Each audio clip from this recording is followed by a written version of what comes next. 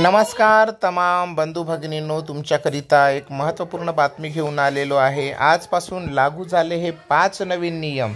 इथे बघा तुमच्या खिशावर काय परिणाम होणार आहे। सर्वसामान्यांपासून सगळ्यांकरिता हे नियम आहेत, त्यामुळे 5 नियम पूर्ण बघा। शंका असल्यास कमेंट्स करून लिहू शकता। चॅनलवर पहिल्यांदा असाल तर विनंती आहे, चॅनलला प्लीज सबस्क्राईब करून बेल बटन दाबायला विसरू नका। तर चला मंडळी, व्हिडिओला सुरुवात करूया।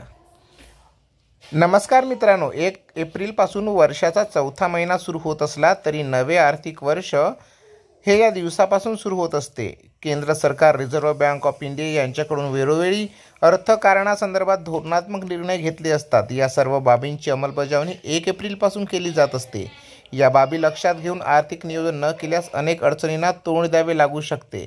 मग हे कुठले 5 नियम आहेत ते बघूया। विना KYC फास्टॅग बंद पडणार। भारतीय हवामान महामार्ग प्राधिकरणाने 31 मार्चपर्यंत फास्टॅग KYC प्रक्रिया पूर्ण करण्याच्या सूचना दिल्या होत्या। एका वाहनासाठी एकापेक्षा अधिक फास्टॅग वापरता येणार नाही। KYC न झालेले फास्टॅग 1 एप्रिलपासून बंद पडतील। 2. पॅन आधार लिंकची मुदत संपली। सरकारने देशातील सर्व नागरिकांना पॅन आणि आधार कार्ड लिंक करण्याच्या सूचना दिल्या होत्या। यावेळी मुदत वाढही दिली होती। लिंक करण्यासाठी 31 मार्च 2024 ही अखेरची मुदत होती। आता यावर दंड भरावा लागेल। नंबर 3. भविष्य निर्वाह निधीचा दिलासा। भविष्य निर्वाह निधी संघटनेचा सदस्य असलेल्या कर्मचाऱ्याला नोकरी सोडून नवीन स्वीकारल्यावर PF खाते ट्रान्सफरसाठी अर्ज करावा लागत असे, परंतु 1 एप्रिलपासून हे अकाउंट ऑटो ट्रान्सफर होणार आहे। त्यामुळे नोकरदारांना दिलासा मिळालेला आहे।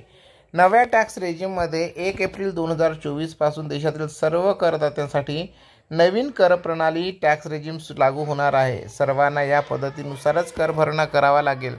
जुनी रेजिम कायम ठेवण्याची मुभा नव्या आर्थिक वर्षात नसेल। आणि 5वी महत्त्वाची बातमी आहे, ई-विमा खाते सर्वांना बंधनकारक।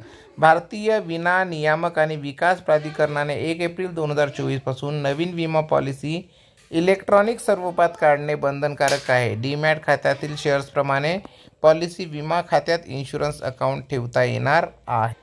तर बंधूंनो, हे आहेत 2024च्या एप्रिल महिन्यापासून नवीन आर्थिक वर्षात सुरू करण्यात आलेले नवीन नियम। सगळ्यांसाठी या नियमाची माहिती असणे गरजेचं आहे, त्यामुळे जास्तीत जास्त लोकांना शेअर करा।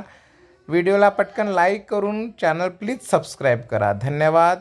जय महाराष्ट्र।